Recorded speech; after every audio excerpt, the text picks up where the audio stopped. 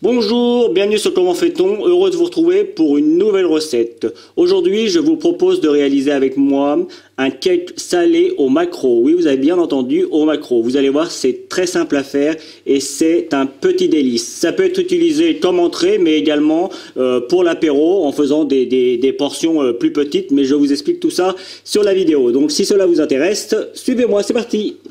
Plusieurs choses à faire avant de commencer la recette. Dans un premier temps, déjà vous commencez par préchauffer votre four à 180 degrés. C'est important, 180 degrés.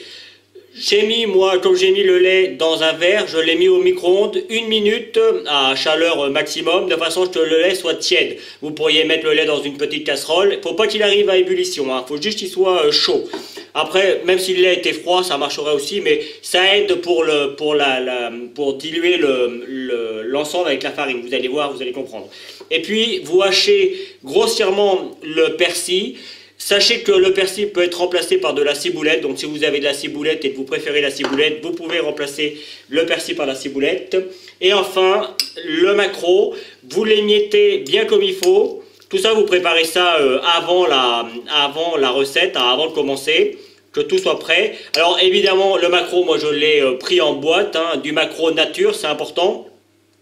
Mais si vous avez envie, vous pouvez toujours prendre du maquereau classique, hein, que vous faites cuire avant et que vous enlevez, enfin vous enlevez les arêtes, vous le désarrêtez et vous prenez toute la chair. C'est un petit peu plus de travail, c'est pour ça que moi j'ai pris et c'est pour ça que je vous conseille de prendre du maquereau en boîte, ça va plus vite. Donc voilà.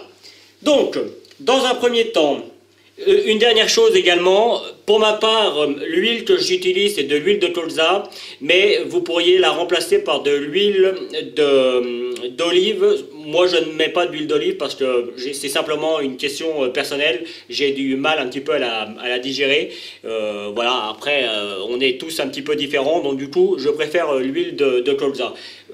Ça changera un tout petit peu au niveau du goût, mais l'huile d'olive étant un petit peu plus concentrée en goût vis-à-vis de l'huile de colza, mais les deux marcheront très bien. Donc, dans un premier temps, on prend un saladier assez grand, hein, c'est important de façon à ce qu'on ne soit pas embêté pour mélanger. On va prendre nos œufs, hop, je vais mettre tout ça comme ça. On va bien venir les mélanger, comme si on faisait une omelette. On mélange bien comme il faut. Vous allez voir, c'est vraiment très rapide à faire. Alors c'est vrai que le mélange du maquereau, c'est un petit peu particulier pour un cake, mais pourquoi pas, hein, j'aurais tendance à dire.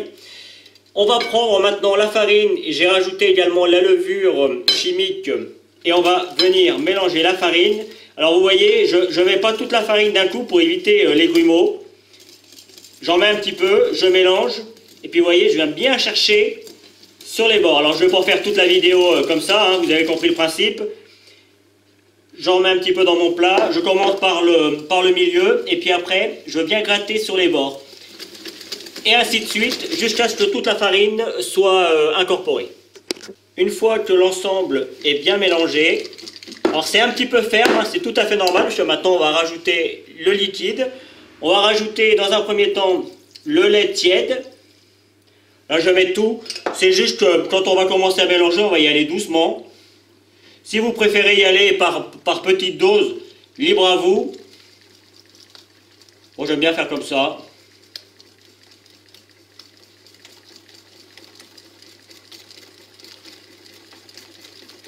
J'y vais tranquillement, mais sûrement.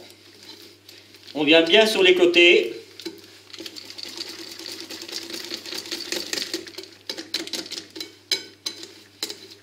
Vous voyez, là du coup, on obtient quelque chose de bien plus liquide.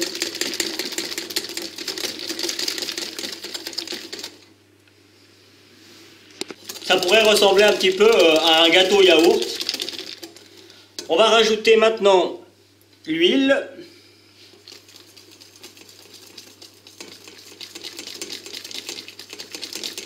Ça va permettre de faire le lien avec notre pâte. Ça remplace évidemment la matière grasse, hein. On mélange bien comme il faut. Et juste avant de mettre le maquereau, je vais poivrer un petit peu. Alors je ne rajoute pas de sel parce qu'il y a déjà du sel au niveau du maquereau. Donc moi je ne rajoute pas. Mais si vous voulez en rajouter une petite pincée, vous pouvez. Voilà, et maintenant je vais rajouter mon maquereau. Alors évidemment, moi je mets que du maquereau, mais il ne serait pas interdit de rajouter, pourquoi pas, des olives avec. Je ne dis pas d'ailleurs que je ne le ferai pas, des olives noires sur le coup plutôt que des olives vertes. Mais on pourrait éventuellement envisager d'autres associations. Je rajoute mon persil que j'ai haché auparavant, et puis je mélange le tout. Et la préparation est terminée. Vous avez vu, il n'y a vraiment rien de compliqué, hein. Et là, on mélange bien comme il faut pour que le maquereau soit bien incorporé partout. On pourrait même imaginer avec cette recette les faire dans des petits ramequins ou dans des petits moules et les servir pour l'apéro. C'est original. Alors évidemment, assurez-vous que tout le monde aime le maquereau, parce que le maquereau, c'est pas forcément quelque chose que tout le monde aime. Mais si vous êtes en train de regarder cette vidéo, c'est que vous aimez le maquereau.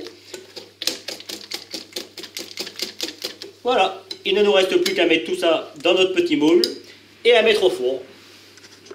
Alors, mon moule fait 15 cm de longueur sur 9 cm de large sur 8 cm de hauteur. C'est pour vous donner l'indication. Je pense, j'en aurai peut-être un petit peu trop. Là, c'est un moule, c'est pour entre 4 et 6 personnes. Ça dépend après de la grosseur de vos tranches que vous ferez. Et s'il m'en reste un petit peu, je les mettrai dans des petits moules. Et vous voyez, il faut le remplir comme ça va. On a mis de la levure, donc ça va monter un petit peu. Donc vous voyez là, non, ça devrait presque le faire. Je vais peut-être pas le remplir à ras-bord, quoique ça m'embête de laisser le si peu. Donc finalement, tout va dedans. Vous voyez là, le moule, il est idéal pour la recette. Hop. Alors, pourquoi je dis ça? Simplement parce qu'en temps normal, quand je fais cette recette, je l'ai fait, comme je vous le disais, dans des petits moules pour l'apéro. Je le fais rarement en cake comme ça. C'est la première fois que je le fais en cake, donc du coup, j'étais pas trop sûr de la quantité au niveau de mon moule. Je vais récupérer ce qui me reste au fond de mon plat. Évidemment, je vais le remettre dans mon moule, mais vous voyez, là, c'est bien. On n'est pas tout à fait en hauteur, ça va gonfler un petit peu, comme un cake assez classique. Donc maintenant, pour la cuisson, 180 degrés pour le four, et il faut compter environ 40 minutes de cuisson. Alors comme toujours, j'ai l'habitude de vous donner ce conseil. Si au bout de 20 à 25 minutes, vous voyez que ça prend trop de couleur sur le dessus, n'hésitez pas à prendre un papier aluminium ou un papier cuisson. Vous le mettez, vous enrobez avec le papier aluminium, c'est plus facile parce que ça se plie bien comme il faut. Vous pliez bien sur la partie haute de votre cake et puis vous laissez cuire comme ça. Vous enlevez le papier de cuisson, le papier aluminium, peut-être 5 ou 10 minutes avant la fin de cuisson. 5 minutes avant la fin de cuisson si vous l'avez mis à 25-30. De cette manière, ça permettra, si jamais ça n'avait pas pris trop de couleur, d'avoir une belle finition. Si vraiment ça avait vraiment trop coloré, dans ce cas-là, vous laissez le papier aluminium jusqu'à la fin de la cuisson. Donc environ 40 minutes. Alors on le sait, comme toujours, pour savoir si c'est cuit, il suffit de prendre la lame d'un couteau. On pique, si la lame ressort avec de la pâte comme ça, eh bien c'est que c'est pas encore assez cuit.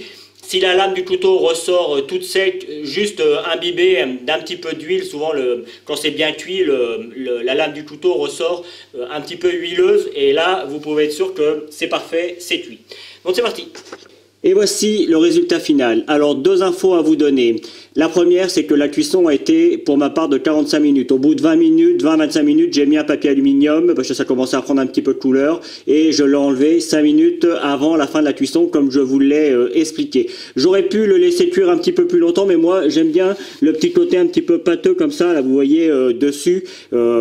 C'est quelque chose que j'aime bien. Alors, donc après, c'est une question de goût. On voit bien également, alors je l'ai laissé refroidir pour que ce soit plus facile à découper, mais évidemment ça se mange chaud. Enfin, ça se mange froid aussi, hein, si vous aimez ça froid, il n'y a pas de problème, vous pouvez le déguster froid. Et justement, en le découpant, on voit bien toutes le maquereau, les herbes, et puis la pâte qui vient entourer tout ça. Je peux vous garantir que c'est vraiment très bon. Une recette simple, une fois de plus, qui coûte pas vraiment très cher et qui est délicieuse. Voilà, j'espère que cette nouvelle recette vous plaira. Moi, j'ai pris comme toujours beaucoup de plaisir à la réaliser. Vous avez certainement dû voir apparaître depuis le temps que je parle beaucoup et je m'en excuse, les liens qui vont vous permettre d'aller sur Facebook, Instagram et les autres. Vous avez l'habitude maintenant pour ceux qui me suivent. Et puis juste après, vous avez également le lien qui va vous permettre de vous abonner si vous ne l'avez pas encore fait. Celui qui va vous amener sur mon site www.commentfaiton.com où vous retrouverez l'ensemble de mes recettes. Et je vous donne deux autres recettes de cakes salés tout aussi simples à faire que celui-ci. À bientôt sur Comment fait-on ? Vous pouvez maintenant vous abonner à ma chaîne YouTube en cliquant ici. N'oubliez pas la petite cloche pour les notifications pour recevoir toutes mes vidéos. Vous pouvez aller sur mon site www.commentfaiton.com où vous retrouverez l'ensemble de mes recettes. C'est ici et je vous donne deux autres recettes, soit qui correspondent à la recette que je viens de vous donner, soit qui est utile pour la recette que je viens de vous donner. À bientôt sur Comment